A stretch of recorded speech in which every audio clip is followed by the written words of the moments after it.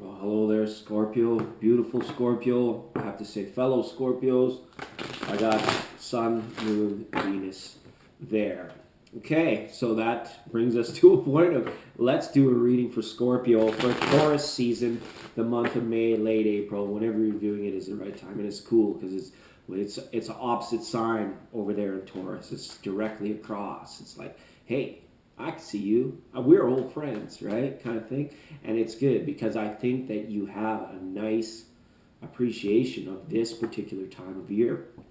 And that always makes it easier to align with the energies and the goals that you want to do, or at least your level of well-being too. I feel, Scorpio, that your self-nurture will come in. It is for many signs, but you will be in awareness of it too, because you're feeling a bit of the relief of long-standing, long-running responsibilities, projects, just ways that things are. And I feel almost like kind of in a Piscean way, like looking to be that innovative shifter, that the one that makes the change, that makes it change, right? Because of that death and rebirth generation cycle that, Scorpio, you're also familiar with. Love as well for you, Scorpio, again falling into like a category of many signs being conducive to good romance and opportunities for love and strengthening love connections, and that will continue through the month of May for you. All right, Scorpio, I think cards are ready to go. I want to wish you all the best in peace, bliss, abundance, joy, and happiness for this month of May and for always and forever. And thank you for watching and viewing and subscribing and liking. Be careful with the little bell icon because I post daily tarot. I don't want to blow up your phone while you're maybe getting busy, right? Or whatever it is you do, Scorpio. That's great. And again, just on a side note, I feel like Leo, Cancer, and Aries, there's good bridges to be had there. And I don't get that for many of the other signs, but because fellow Scorpio, this is energy that I know to be true, just because I exist in this identification with this sign as well. All right, not to get too esoteric or anything. Let's just get right into the cards here, okay? Scorpio, thanks for being here. And if you're cross watching for Scorpio, yeah, you can try and figure it out here. We're about to lay out another matrix for you guys, but you are welcome here. You are welcome here. Okay. Page of Swords. Ooh. What's going on in the rumor mill? Or who might have a crush on you? Or who might be saying things about you without you knowing? Like, what is it when your palm gets itchy? Somebody's talking about you. I can't remember what it is. There's one of those little things, but you are kind of like a topic of attention when you are not around, and that's what this message brings forward too. And are you okay with that, right? And are you going to investigate it, try to get to the bottom of it, this air energy, of what's going on, or are you going to allow it to surface for yourself? All right. You may not be feeling very grounded through this month of May. You're going to be feeling the hype. You're going to want to be out there in the sunshine, doing your thing and getting things done and enjoying life, where it's kind of like you, after all of this, you are the one that might end up feeling a little bit out of control, or a little bit wanting to just like break out of the shell, break out of the nest, that kind of, and return to some more lighthearted, immature, like childish type energies, which is great. If you have children, you will be aligned to be able to share and communicate on a good level with them. All right. So these are general messages, Scorpio. Take what applies, throw out the rest, and know that this message is for you, and you make the intuitive connection on the other side through the images and the words. Let them facilitate your intuition and thought process, and I'll just babble. I'll just ramble. That's all that really goes on here. Okay. In a relationship with an Aquarius, Scorpio, where does that stand right now? For some of you, that is like direct, and for others, this is you maybe looking to play catch up on something. You might have too many hobbies on the go, Scorpio. You might have too many interests at this time, and this is nothing new as well, because you have been expanding into a lot of new things, I feel, over the last little while. I mean, the Jupiter retrograde is actually having a pretty big pull, a pretty big tug on the overall energy of expansion and areas of your life of what you want to continue and what you want to continue to grow, and other areas where you need to maybe be putting a lid on things or storing things away, selling it off, even to borderline purging type energy and that sort of stuff. Okay, with the star up here, there's a lot of good advice and messages that come with it, but the overall thing of the card is like, are you really getting any closer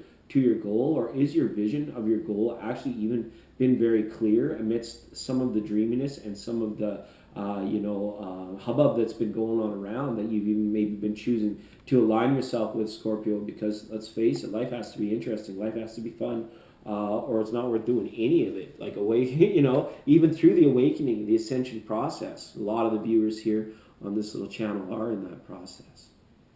Okay, you guys are the best. You're the best. Look at this. And now we have we have a reversal on the High Priestess, number 2 major. I'm going to set her down here because for some reason she's making my hand a little bit shaky, right? So, that's kind of a neat energy to see. So will what's being said about you be revealed? Will it expose another? Will, it's kind of almost like a TV melodrama is what I'm feeling, like the old soap operas kind of thing, where it's like, Dr. Scorpio, like that kind of thing. It's kind of funny, but it's true. Somebody might really have a strong crush on you here, and it might be being revealed, or you might find that somebody you trusted with information may not be able to keep their yapper shut, kind of thing. And it's all that kind of interesting melodrama energy. It's rather mundane, but it's interesting. It affects our lives and that kind of stuff. But for wherever you are at on your journey, to have this, it's almost like a new street light has just come on. It's like pop, and it came on, and it showed you like this exit and this thing and all that. It's very interesting because it gives you new areas to investigate. Or if you are being able to put on hiatus some hobbies, you open up time to bring in new interest, kind of thing, right? And that's really neat. That's a powerful card to see there. So the truth, right? There's a situation of lies, and what's lie and what's the truth, right? So be on guard for guilt as well. That's just a weird. Oh my goodness! When they come hard and heavy, right? We've got the card of manifestation up here, number 3 major, the Empress, right? I had to have a look at that star again there too, because this card here is like, what are we creating? What is the final goal? And it's that blurriness, and I see you guys trying to cut through that and get down to the essence of what it is, right? And the next steps to take.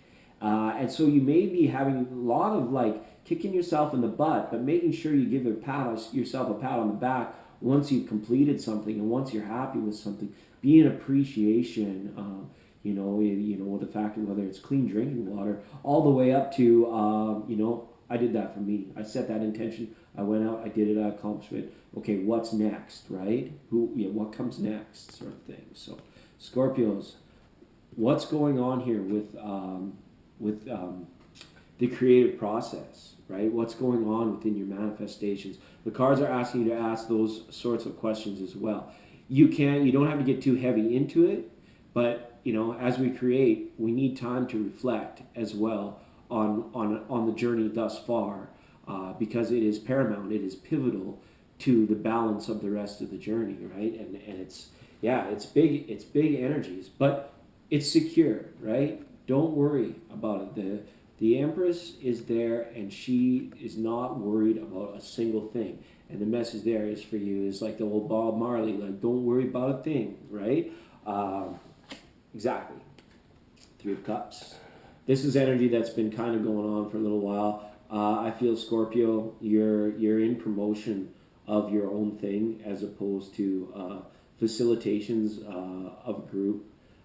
But there's going to be a return, Scorpio, to more invitation to social adventure if you choose to align with it, okay? You may be seeing a lot of messages, a lot of invites. We have very busy month of May and June, even this will go into, for things like attending like family reunion or wedding or something of that nature. And it's just like, wow, making it all work could be a bit of a challenge, because like we said, there's a lot on the go, Scorpio. You guys got your hands in a little bit of everything. All right. And up next is Judgment. Yeah, don't feel any guilt. Don't align yourself with any sort of lines of thinking that maybe are saying to you, if you don't do it, well, right? Social conditioning, overcoming this social conditioning during the awakening process will allow you to execute perfect judgment on matters of self, so that you are not attached to subconscious fear. You are not attached to any sort of guilt or envy of any things. This is like a refinement or a purification, allowing like the fire and the lessons learned to give you a new starting point when you're going through that death and rebirth cycle, right? Imagine if we had to go, Scorpios going through that death and rebirth cycle as often as we do, and always being at the same starting point. Oh, that would be like crazy, right? So we need to, like, the last cycle, where did that set us? Where did we land for placement of the new one to occur? And that new placement should always be in a place, a higher vantage point, to make the next cycle easier. And then that's all it is. It's easier. It's more fluid. It's expanded, right? Oh, and the major arcana just keeps hitting hard for you, Scorpio. This is a time of big message for you. The Hermit card is here. Okay, so this is into your relationship with your higher self, with your angels, with your guides, with documentation of your wisdom, and that which you have learned on your journey is coming into play here as well. For some, this means dream journaling. For others, it means straight up journaling, that you will maybe wanting to align with that, or any kind of inner work that you do, any practice that you do. You're going to want to have that safe space for it, that creative space. And it even affects the ones that you share your closest love with. You may find yourself even just like, withdrawing a little bit from that amount of time spent, right? And that's typical of Scorpio, right? They often say one of the negative traits of a Scorpio is the selfishness. But people perceive it as worse than it is, because when a Scorpio or a Scorpion decides to just go within and kind of rest and nest within itself, that's where like the batteries are recharged. That's when the fervence for life comes back and all that stuff. It's hard to say how long that hermit will be around for, and how much you guys might be really feeling the doing of the inner work and the getting better, the on the health side of things, which we talked about at the start of the reading. But the feeling I have is that he's probably just here to be like, if something major happens within your subconscious, or maybe in your daily living, or in the ever-present now, and it might be something that subsides away from memory, be sure to write it down. Be sure to jot it down, okay? And I think that's more of a quick cameo by the Hermit there, just to have that. All right, love you lots, Scorpio. We'll see you next time.